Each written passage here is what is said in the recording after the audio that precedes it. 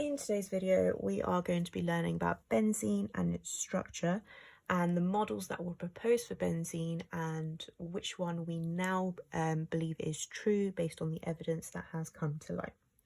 So first things first, the molecular formula for benzene is C6H6. This was discovered in the 1800s by Michael Faraday. And it's a colourless, a very sweet smelling but flammable liquid. It's usually found in stuff like crude oil, petrol, cigarette smoke. It's also a well-known carcinogen, so it does cause cancer, which is why we can't use it directly in labs. The first model that was proposed for benzene was by a guy called August Kekulé. So this one we call Kekulé's benzene. And he proposed this structure supposedly after a dream that he had of a snake chasing its own tail. And he said that it was a 6-membered ring of the carbon atoms, so one hydrogen coming off of each carbon atom, and that it had alternating single and double bonds. Based on Kekulé's structure of benzene, the functional group in benzene is basically an alkene. It has 3 double bonds and therefore it is an alkene. And if we just recap what we mean by an alkene, it has sigma bonds between the carbon atoms, even whether it's a double or a single bond. And you have the hydrogens coming off like so. And each carbon atom has a p orbital with 1 electron in it. And if you remember, the formation of a pi bond is the overlap of p orbitals, the sideways overlap of p orbitals, like so. So that is 1 pi bond and therefore 1 double bond. This one over here would be another double bond. And this one over here would be another double bond, like so. Okay, so there are 3 pi bonds in this structure, leading to 3 double bonds in Kekulé's benzene. Okay, so let's now have a think as to what sort of evidence there is in place and why Kekulé's benzene was therefore wrong. Okay, there are 3 pieces of evidence that we need to know to disprove Kekulé's model. The first piece of evidence is the lack of reactivity of benzene.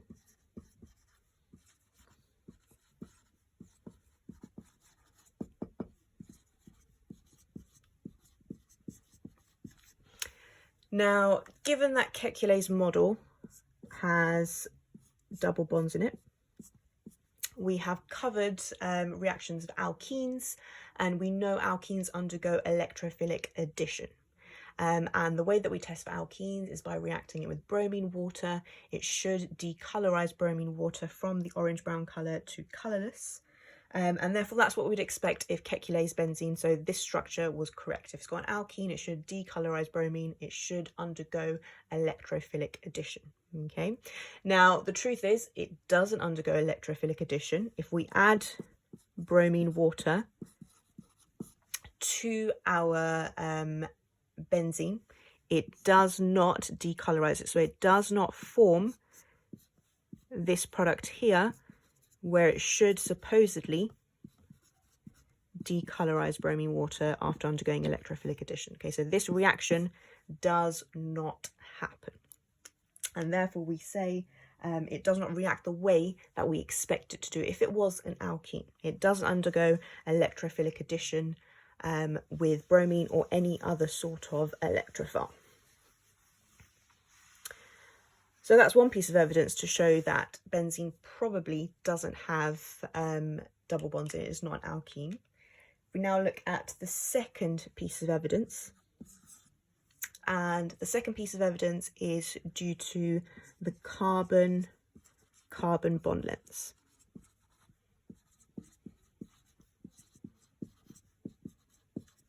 Okay, so one thing that you should be aware of is that if you have a carbon single bonded to a carbon, that bond there is going to be slightly longer than a carbon double bonded to another carbon. Okay, the pi bond that forms in a double bond pulls those atoms slightly closer together, and therefore this bond here is slightly shorter and this one over here is slightly longer. Okay, so based on that piece of information, if Kekulé's benzene is the correct structure, not all bonds should be the same length, because if you've got the alternating single and double bonds, like so, these bonds here, so this one, and this one, should be slightly shorter than the single bonds over here. And the way that we find out the length of these bonds is through a method called X-ray diffraction. So I'll just write that down over here. X-ray diffraction. And through X-ray diffraction, you can basically see the bond lengths in any sort of molecule. And what they found when they did the X-ray diffraction of benzene is that all of the carbon-carbon bond lengths were exactly the same length, which is not what we were expecting. We were expecting it to be a sort of irregular hexagon, whereas it turned out to be a regular hexagonal shape. Okay, so it wasn't, the evidence was going against what Kekulé proposed, where you should have the alternating carbon double and single bonds.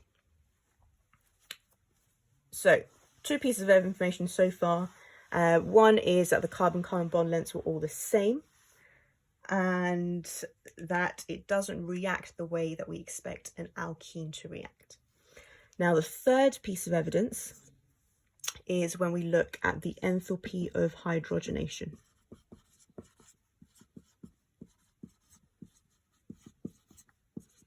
So if we think about a hydrogenation reaction, it's where we are reacting the compound with hydrogen. So if we get our Kekulé's benzene, enthalpy of hydrogenation just means that we are adding hydrogens, a hydrogen molecule again across each double bond. So that should form this compound here, which is cyclohexane.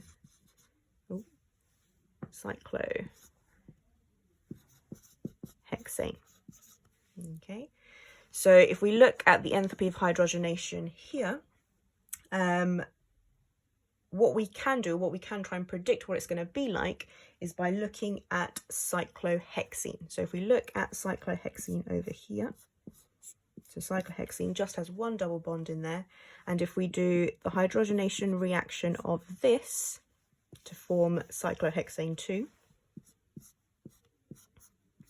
so we do this reaction over here, we find the enthalpy of hydrogenation, I'm just going to write on the arrow over here, is minus 120 kilojoules per mole.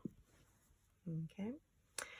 So what we can then assume, given that this has one double bond to form the cyclohexane, if we have three double bonds, it should be 3 times the value of this reaction over here to get the value of the hydrogenation of benzene.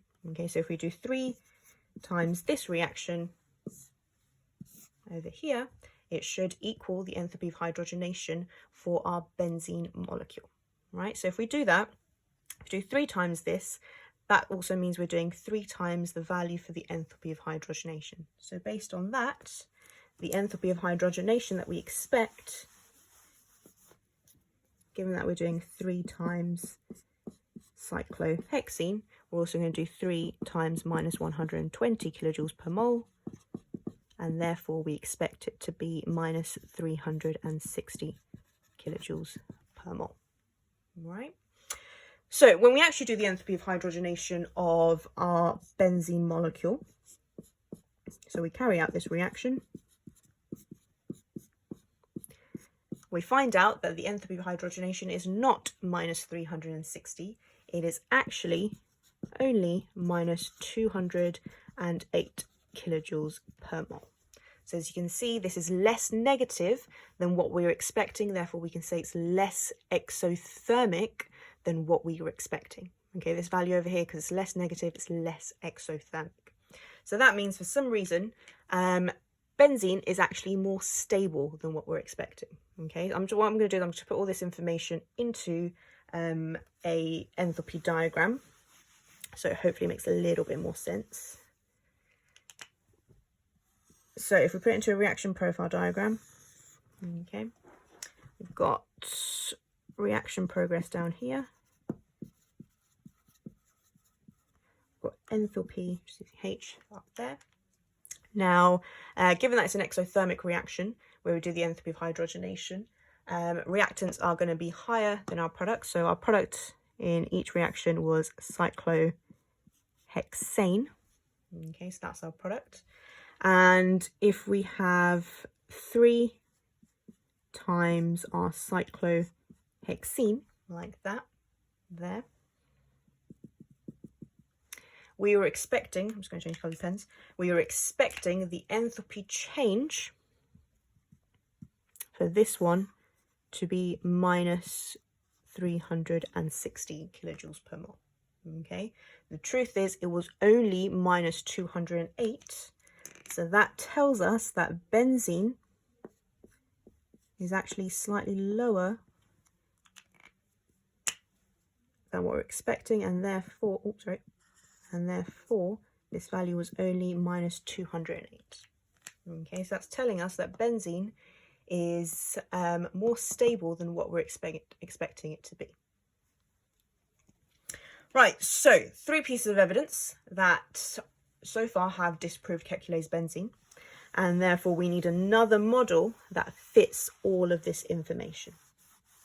And this model is the approved model so far for the structure of benzene, and it's called the delocalized model. And it was proposed by a woman called Lonsdale, so sometimes called Lonsdale's benzene. Our spec, so the OCR spec, calls it the delocalized model, right? So the delocalized model of benzene, again, you have your carbon atoms in a 6-membered ring like so, and the hydrogen atoms are in the same plane as the carbon atoms. Okay, so it's a planar molecule, it's a flat molecule. All of these carbons and hydrogens that I've drawn, they are all in the same plane. Okay, so it's a planar molecule. Okay, right, so far I've drawn all of the sigma bonds in, so all of these solid lines are sigma bonds. Now, as you can see, each carbon only has 3 bonds, so therefore it has 1 electron found in a p orbital. And I'm going to try and do these in different coloured pens, so just bear with me. So each carbon atom has a electron found in a p orbital. Now these p orbitals are 90 degrees to the plane of the atoms. Okay, it might be a bit difficult to draw, but I'm going to try and go for it. So I'm just going to draw the top part of the p orbital in green, the bottom part of the p orbital I'm just going to do in blue. Okay, so I'm just going to continue that. So all of them have p orbitals 90 degrees to the plane of the atoms, like so. And each p orbital has 1 electron. So this p orbital here has 1 electron, this one here has 1 electron, and so on. Right? Now, these p orbitals are going to overlap, but they're not going to overlap just in one direction like you would expect in an alkene. It actually overlaps with all of the p orbitals that it is adjacent to. So this one over here is going to overlap with this one, this one, and it's going to overlap with that one over there. And when it does this, it forms this sort of ring of electron density at the top. And I'm just going to draw in a different colour at the bottom. And you have this ring of electron density below as well. Okay. Now, we don't call this a pi bond. You might see this referred to as a pi bond in textbooks, but the correct term for this is a pi system. So where those orbitals have overlapped, we class it as a pi system. And as you can see, the overlap is above the plane of the atoms and it is below the plane of the atoms. And that leads to this pi system. And now those electrons, so this one had 1 electron, this one had 1 electron, so in total there were 6 electrons that weren't involved in bonding, but now those 6 electrons are involved in this pi system, and we class them as being delocalized electrons. So in that pi system, there are delocalized electrons. And given that each carbon atom had 1 electron, there are now 6 delocalized electrons in that pi system. And by delocalized, we mean that they are free to move anywhere in that pi system, and that pi system exists in that sort of donut shape above the plane of the carbon atoms and below the plane of the carbon atoms. So that leads to our delocalized model. We don't now have any double bonds, we just have this pi system going across all 6 carbon atoms. And if we think back to the evidence that we had, so the first piece of evidence was the lack of reactivity of benzene. The reason it doesn't undergo reactions like an alkene is because it's not an alkene. It doesn't undergo electrophilic addition. It's not a localized pi bond, it is a delocalized pi system, and therefore it's not going to undergo addition. Because it will lose that pi system if it undergoes addition. The second piece of evidence was the carbon-carbon bond lengths. Given that there's no alternating carbon single and double bonds, it makes sense that all the carbon-carbon bond lengths are the same. Given that the pi system is spread over all 6 atoms, we then have all of our carbon-carbon bond lengths being the same length. In terms of the enthalpy of hydrogenation, this pi system makes this molecule more stable. It's not as reactive as our proposed alkene was. This pi system makes it more stable, makes it less reactive. And that is the final and accepted model of benzene. You should be comfortable in drawing this structure when it comes to an exam. I do have a model over here. Now I am missing some pi bonds, so if you just bear with me, I'm just gonna rub this out so you can see it. So I am missing some p orbitals, sorry. But I just wanted to highlight that if you look at the carbon and the hydrogens, they are all in the same plane. So I'm trying to hold it so you can, in the camera. So they are all in the same plane. It's a planar molecule.